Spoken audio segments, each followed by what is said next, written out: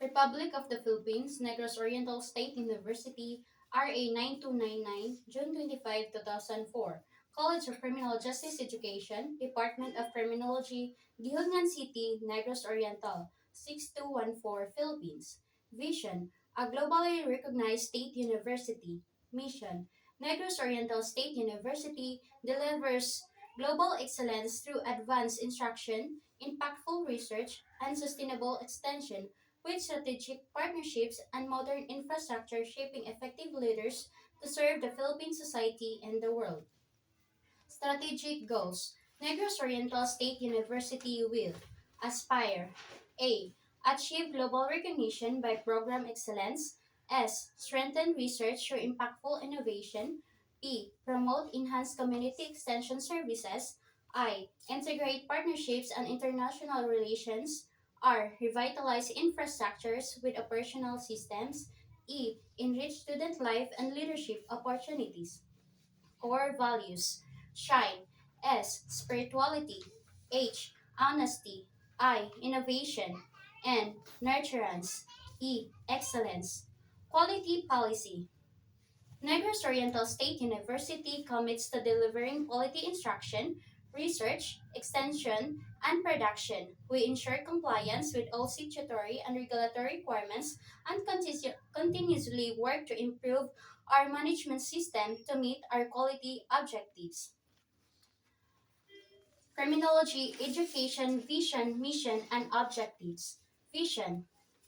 The College of Criminal Justice Education is actively and continually involved in turning out graduates who will lead the nation in addressing the vital problems of crime control and in meeting the demands for global competitiveness. Mission. The College of Criminal Justice Education program commits itself in providing the community with professionally competent and morally upright graduates who can deliver efficient and effective service in the field of criminology. Objectives. In pursuance to the above stated mission, the Department of Criminology integrates and sequences courses of study, which are well planned. These courses of study utilize didactic instruction, discussion, demonstration, laboratory practice, simulation, individual learning, and on the job training. The following are the specific objectives of the department. First, it seeks to provide vast opportunities in instruction and guided experience whereby the students learn the basic knowledge and acquire the skills essentials to the practice of criminology. Second, it provides the students with a broad cultural background and understanding of the constitutional guarantees and due process requirements of law, insofar as they affect the total administration of justice. Third, it fosters higher concept of citizenry, accountability, and leadership, and understanding of one's moral and legal responsibilities to his fellow men, his community, and his country. Fourth, it inspires and instills in the students the value of service to the humanity. Fifth, it encourages research and inquiry in the fields of criminology and criminal justice. Criminology as a special course. A criminologist is any person who is a graduate with a degree of criminology who has passed the examination for criminologist and is registered as such by the Board of Examiners for the Professional Regulation Commission. Pursuant to RA 6506, Section 23, define the term criminologist as the one who has been engaged in the practice of criminology if he holds himself out of the public in any of the capacities as a professor, instructor, or teacher in criminology and in any university, college, or school duly recognized by the government. Pursuant or also to RE 6506, Section 24, all certified criminologists shall be exempted from any entrance or qualifying government examinations and shall be considered as civil service eligible for the following positions. A. Fingerprint technician. B. Firearm examiner. C. Question document examiner. D. Correctional officer. E. Probation officer. F. Crime laboratory technician. G. Law enforcement photographer. H. Lie detection examiner. I. Agent in any law enforcement agency. J. Security Officer, and K. Criminal Investigator. Under the Civil Service Commission Resolution number 983022, criminologist eligibility would apply for the appointment from the PNC or rank of P1 up to the Police Commission Officer or PCO with the rank of Police Superintendent. Republic Act Republic Act 6975, Section 33 provides that licensed criminologists may be appointed to the initial rank of police inspector if there are vacancies. 11. General orders. First, to take charge of this post and all companies' property in view and protect or preserve the name with utmost diligence. Second, to walk during tour of duty in military manner, keeping always in the alert and observing everything that takes place within sight or hearing.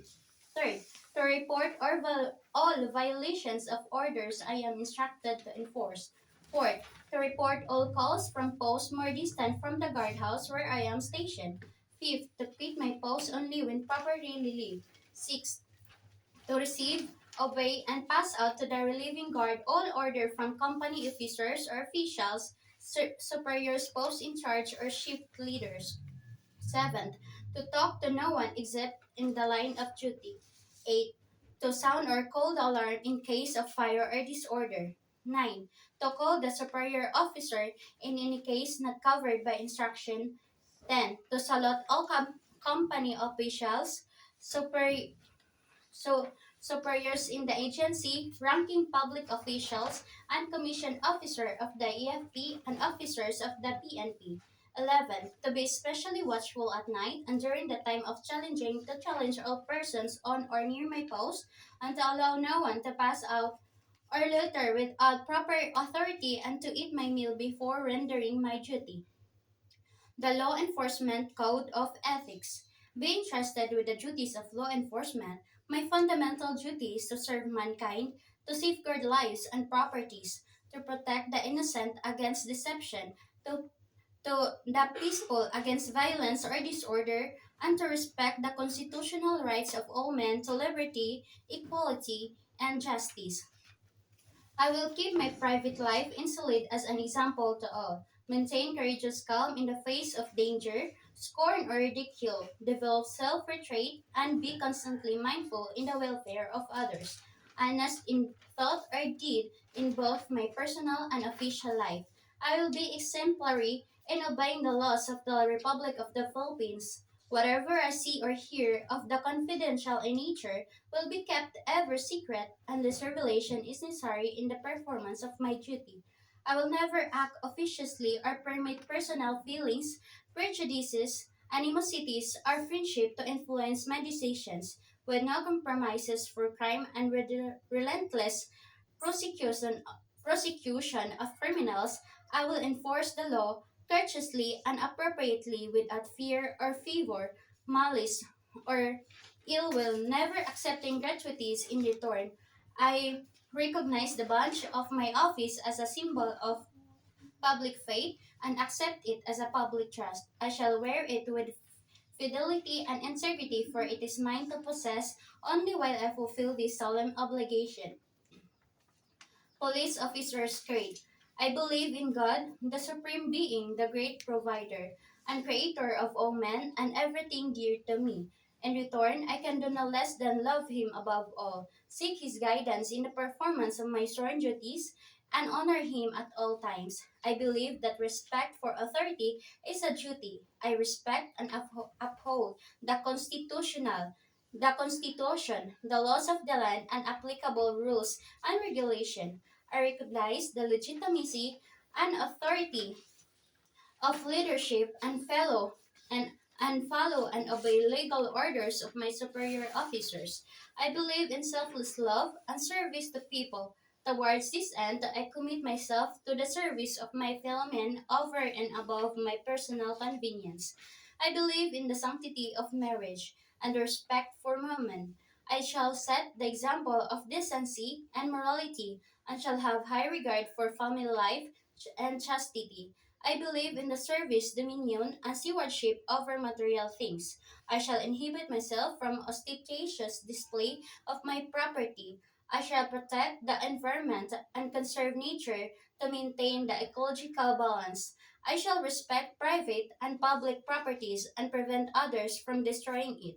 I believe in the wisdom of truthfulness and must be trustworthy and shall speak the truth at all times, as required by the profession, by my profession. 10 Commandments of God. First, I am the Lord your God. You shall not have no other God before me. Second, thou shalt not use the name of the Lord in vain. Third, remember to keep the holy Sabbath day or Lord's day. Fourth, honor your father and mother. Fifth, thou shalt not kill. Sixth, thou shalt not commit adultery. Seventh, thou shalt not steal. Eighth, thou shalt not bear false witness against your neighbor. 9. Thou shalt not covet your neighbor's wife. 10. Thou shalt not covet your neighbor's goods. The Lord's Prayer. Our Father in heaven, hallowed be your name. Your kingdom come, your will be done, on earth as it is in heaven. Give us this day our daily bread, and forgive us our sins, as we forgive those who sin against us. Do not bring us to the test, but deliver us from evil. Amen. Vision Mission of the Philippine National Police or PNP. Mission: the PNP shall enforce the law, prevent and control crimes, maintain peace and orders, and ensure public safety and internal security with the active support of the community. Vision: imploring the aid of the Almighty, by 2030 we shall be a highly capable, effective, and credible police service working to working in partnership with a responsive community towards the attainment of a safer place to live, work, and do business. Vision Mission of the Bureau of Fire Protection or BFP. Mission: to prevent and suppress destructive fires, investigate its causes, provide emergency medical and rescue services, and enforce other fire-related laws with active involvement of the community.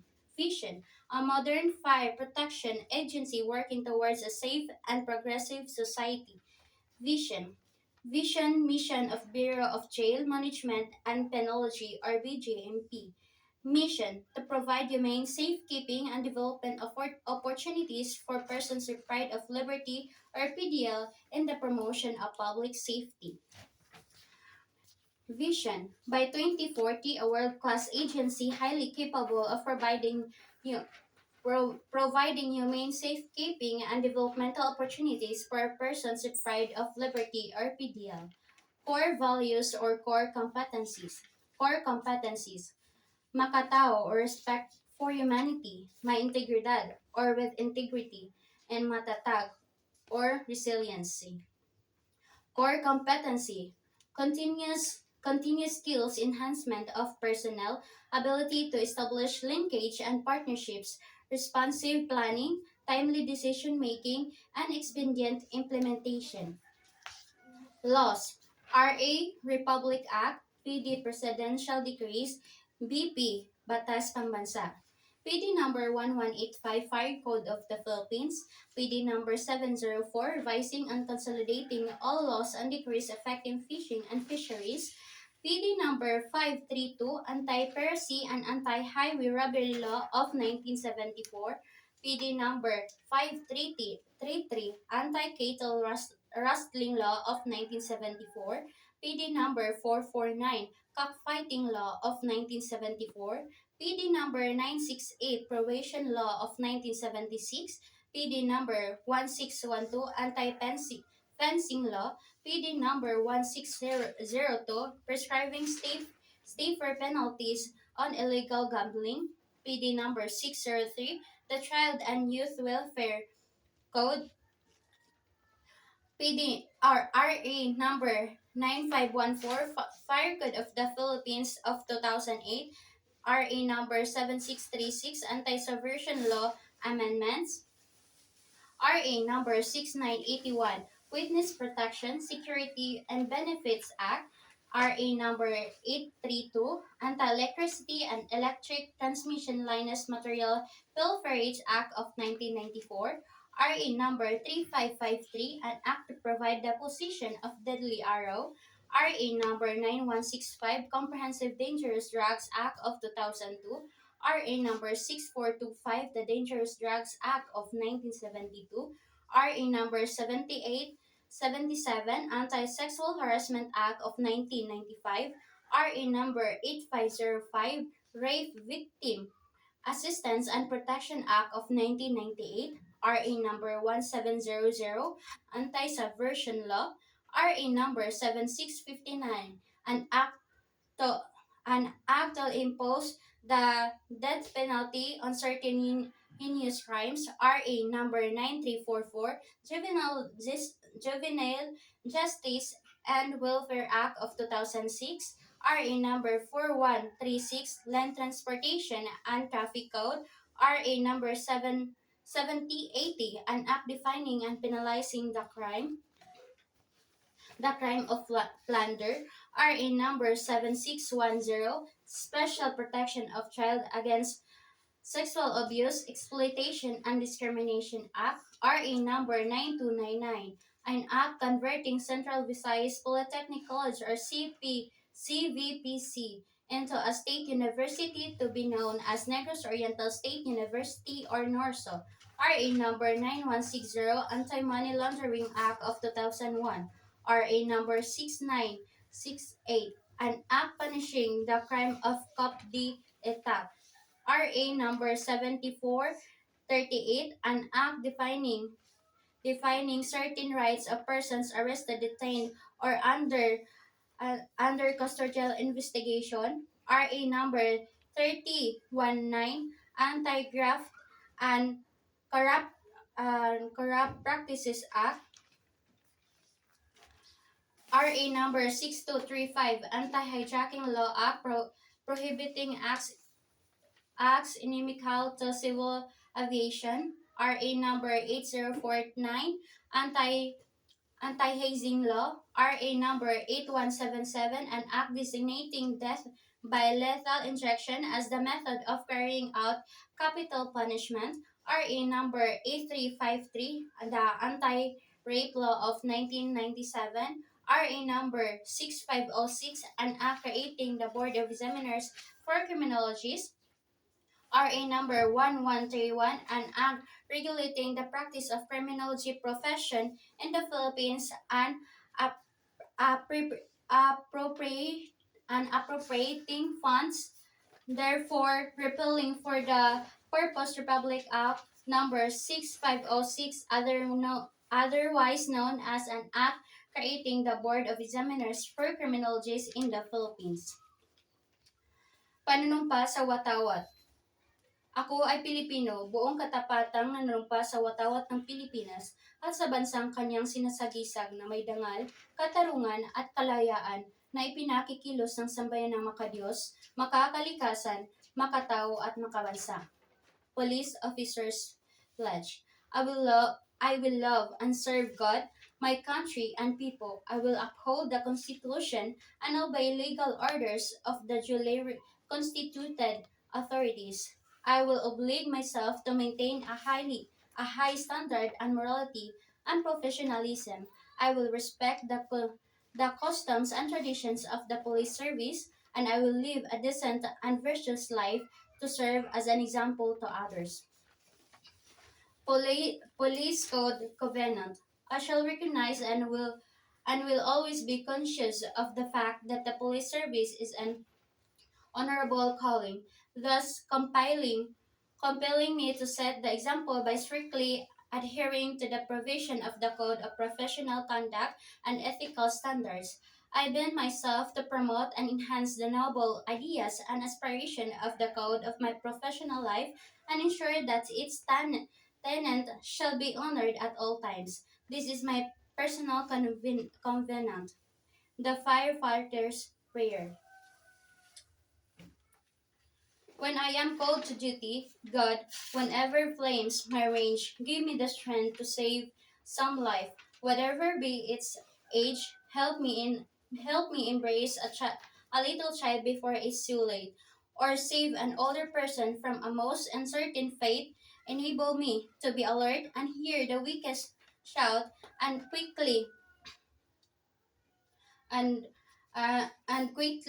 efficiently to put the fire out. And according to my fate, my my day should come to end. Please bless with your protecting hand my family and friend.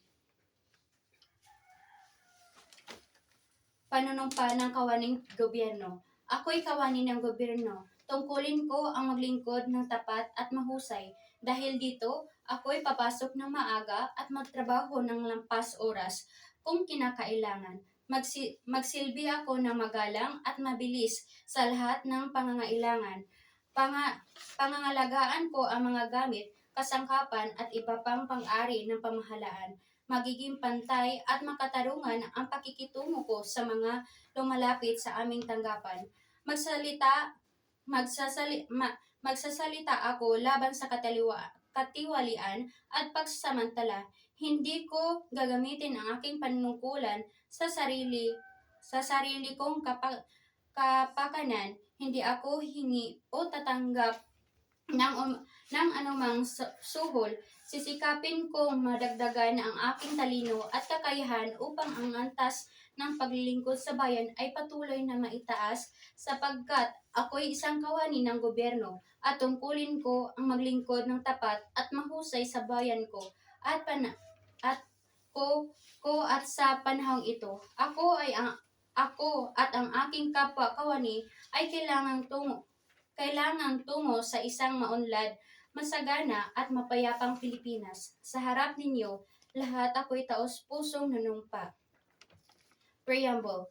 We, the sovereign Filipino people, imploring the aid of Almighty God in order to build a just and humane society and establish a government that shall embody our ideals and aspiration, promote the common good, conserve and develop our pros- prosperity,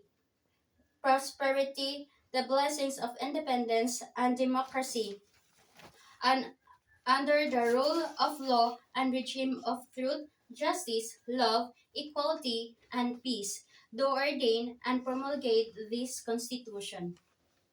Panunumpa ng Lingkod Bayan.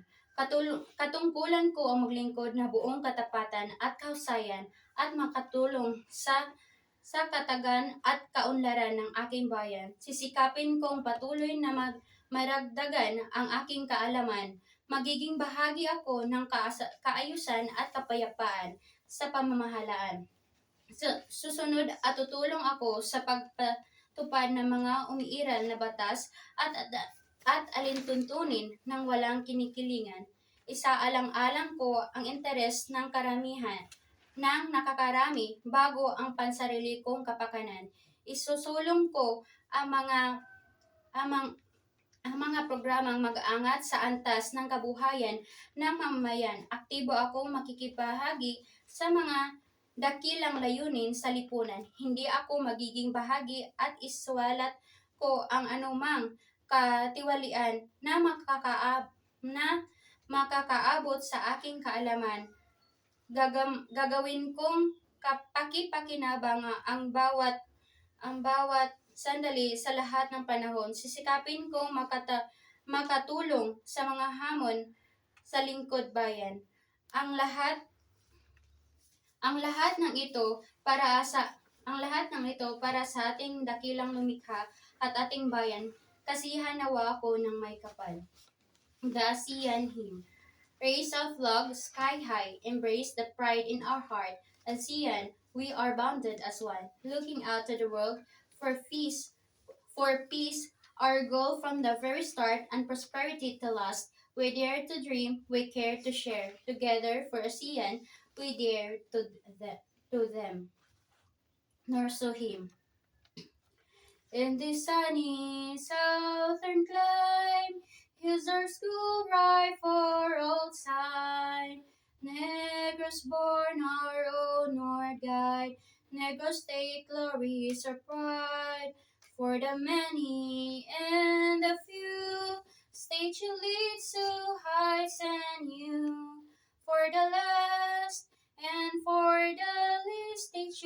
always hope for the best. Azure blue and lily white, no so standard plain inside. Keep the lamp of wisdom bright, nor to guidance for the right, and its pylons open wide. Secret service on each side, for the future of this land, or state answers the demand. Azure blue and lily white, nor so standard plain inside. Leave the lamp of wisdom bright, nor so guidance for the right, and its pylons open wide. Secret service on each side, for the future of this land, your states answers the demand. Our pride, our hope, our future, Negros Oriental State University. Ang lupang hinirang. Bayang magiliw, perlas ng silanganan, alam ng puso, sa dibdib mo'y buhay. Lupang hinirang, duyan ka ng magiting sa manlulupi. Di ka pa sisiil sa dagat at bundok, sa simoy at sa langit mong buhaw. May dilagang tula at awit sa paglayang minamahal. Ang kisap ng watawan mo'y tagumpay na naminimi. Ang bituin at harang niyang kailan pa may di magdidilim. Lupa ng araw na luwalhati pasinta, buhay langit sa piling mo. Aming ligaya ng palay mag-api, ang mamatay ng dahil sa'yo. Panatang Makabayan. Panatang Makabayan, inibig ko ang Pilipinas, aking lupang sinilangan, tahanan ng aking lahi. Kinupkop ako at tinutulungan, maging malakas, masipag at marangal. Dahil mahal ko ang Pilipinas, diringgin ko ang payo ng aking magulang, sisikapin ko ang tuntunin ng paaralan. Tutuparin ko ang mga tungkulin ng isang mamayang makabayan, naglingkod, nag-aral at nagrasal ng buong katapatan. Ialay ko ang aking buhay, pangarap, pagsisikap sa bansang Pilipinas.